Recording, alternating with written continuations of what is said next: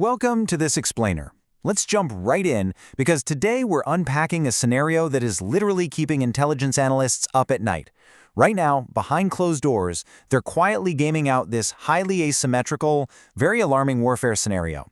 You know, we always hear about military strikes on oil fields or naval blockades, but the intelligence we're looking at today points to a totally different, much quieter, and honestly, a much more devastating target. To really grasp this, we need a massive paradigm shift. We've got to ask ourselves, what if the target isn't oil at all, but the actual fertilizer that feeds the entire world? This scenario suggests that a hostile actor, we're specifically looking at Iran's capabilities in the Gulf here, might completely shift their focus away from those typical energy targets and aim straight for the critical infrastructure of global food production. It's a chilling thought, right? Weaponizing hunger as strategic leverage against opposing nations. To break this all down, here is our roadmap. We'll uncover the hidden vulnerability, map out the asymmetric threat, and examine the attribution problem. Then, we'll track the shockwaves in Africa and India before finally revealing the strategic endgame. We're going to trace the exact domino effect from a potential strike in the Persian Gulf straight to an agricultural collapse in developing nations. Okay, part 1. The hidden vulnerability.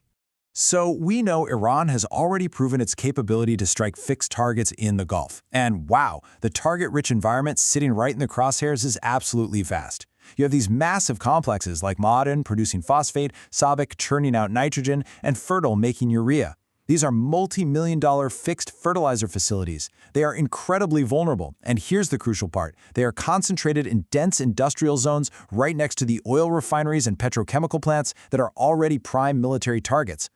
Moving on to part 2, the asymmetric threat. Let's think about the stark economic math of modern warfare for a second. $50,000. That's roughly the cost of a single Shahed drone. For that amount, an attacker can destroy a fertilizer facility worth hundreds of millions of dollars. The cost ratio is just completely skewed in favor of the attacker. It is a massive return on investment if your goal is to inflict maximum structural pain without needing a huge conventional military force. Now you might be wondering, hey, aren't they already threatening shipping routes in places like the Strait of Hormuz? And yes, they are. But blocking a strait is reversible, it's temporary, and it really only affects a localized area. Destroying these facilities, on the other hand, creates deep structural damage. We're talking years to rebuild complex industrial plants.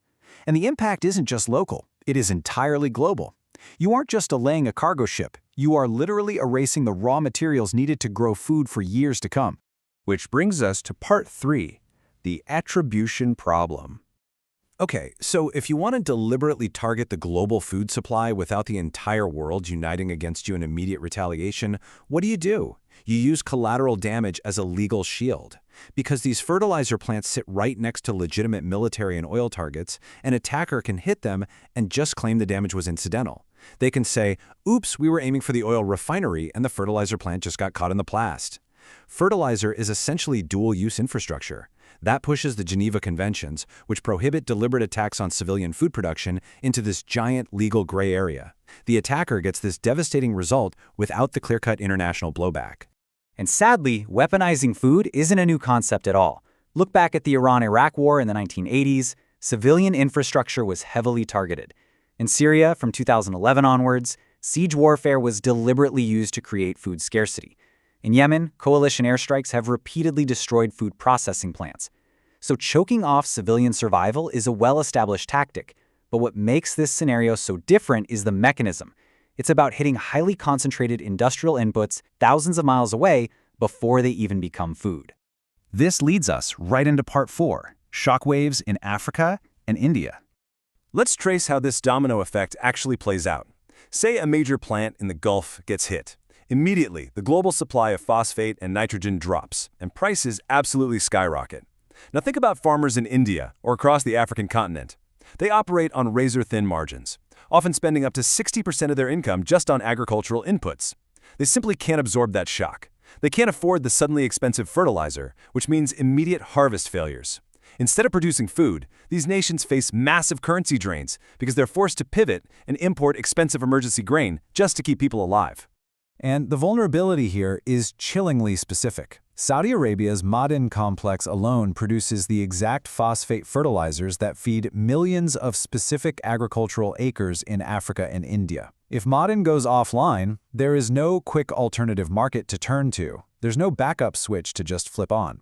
The economic blowback would mean instant inflation at local markets, decimated agricultural GDPs for an entire hemisphere, and a complete collapse of the rural economies that absolutely depend on those yields. And finally, Part 5. The strategic endgame. Let's follow the geopolitical logic all the way through. The fertilizer supply drops, global food prices spike, and hunger instantly rises in developing nations. And when people can't afford to eat, what happens? Social instability and protests erupt. Governments in places like Egypt or India suddenly face existential domestic crises. This translates into massive, insurmountable political pressure on hawkish Western governments. The international community, now staring down a global humanitarian disaster, starts demanding an immediate end to the conflict. It forces a de-escalation that the weaker military power never could have achieved on the battlefield alone. It really all boils down to this one chilling reality. The cost of a global food crisis, measured in votes, protests, and social instability, is a cost that even the most hawkish government struggles to absorb. The true weapon in this scenario isn't the $50,000 drone itself. No, the weapon is the resulting global social chaos. It's using this incredibly complex, fragile web of global food supply chains and international economics to hold domestic politics hostage across the entire world. So that leaves us with a pretty massive question. The incentive structure heavily favors this kind of targeting, and as we saw, the attribution is murky at best. Should the UN Security Council explicitly step in and protect fertilizer infrastructure from military targeting? Given how intertwined these dual-use facilities are with legitimate military and oil targets, is it even legally possible to protect them? Or is it already too late to put this genie back in the bottle? It's a hugely complex reality we have to grapple with, because the raw materials that feed the world are sitting right there on the front lines. Thanks so much for joining me on this explainer.